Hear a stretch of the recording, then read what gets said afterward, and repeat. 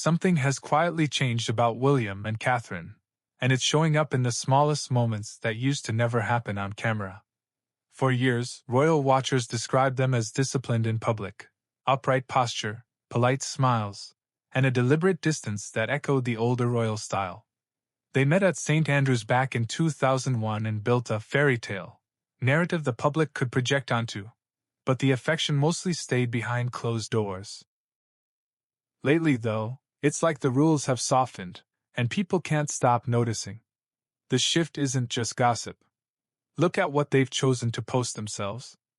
In 2025, they marked Valentine's Day publicly with a tender image linked to the emotional video Catherine shared when she announced she'd completed chemotherapy in September 2024, a rare, deliberately personal choice from a couple known for restraint.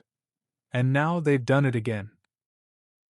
On February 14, 2026, they shared a never-before-seen black and white photo taken in April 2025 in Norfolk, captioned simply with, "Happy Valentine's Day," and hearts. That's not accidental. That's messaging. Then came the body language moments that feel almost louder because they're so understated.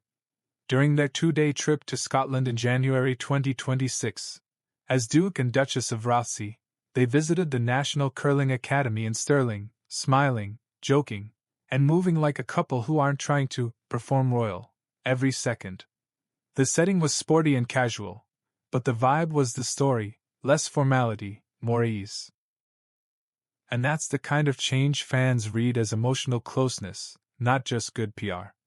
What's fascinating is how consistent it's become. At big events, where royals usually keep physical contact minimal, they've still let little gestures slip through. At the Royal Variety performance in November 2025, cameras caught a private moment inside their car, William kissing Catherine's hand before they stepped out for the red carpet. It wasn't dramatic. That's why it hit so hard. Even their routine walkabouts have started to look different. In February 2025, during a joint visit to Wales, videos shared on social media showed them walking through a train station holding hands. From behind, quiet and unforced, like they forgot the world was watching for a second. Again, it's not the gesture alone.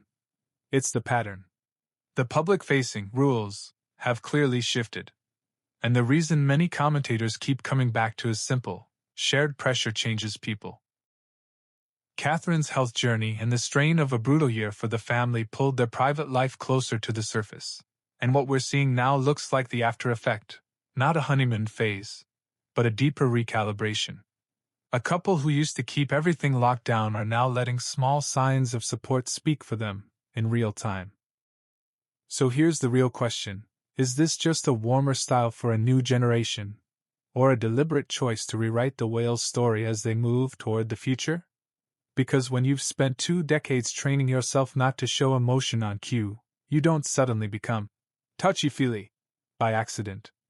And if Valentine's Day posts are now a tradition, what happens next might be even more telling.